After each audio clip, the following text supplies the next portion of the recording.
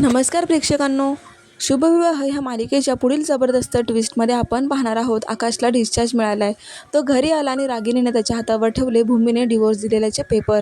ती आता म्हणते की तुझ्या लाडक्या भूमीने तुला डिवोर्स दिले आकाश, हे बघ.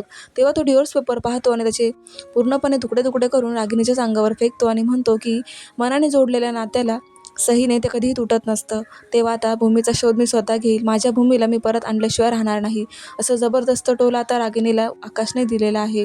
तर आता इकडे संकर्षण बातमी बघून न्यूजपेपरमध्येच आकाश आणि भूमीचं एकत्र नाव पाहून त्याला खूपच आता त्रास होत असतो. तो भूमीला म्हणतो की ज्या दिवशी तू मला डिवोर्स पेपरवर सह्या दिल्यास त्याच दिवशी तुझं आणि आकाशचं नातं संपलेलं असताना ह्या पेपरमध्ये कसं काय तुझं नाव आलं आहे. त्यामुळे आता भूमीला जरा टेन्शन आलेलं असतं.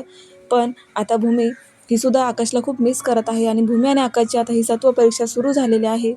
तर आता ह्या परीक्षेमध्ये ते कसे पास होणार हेच आपल्याला पाहायचे. पाहत रहा शुभविवाह. अशाच अपडेटसाठी चॅनलला सबस्क्राईब करा. धन्यवाद.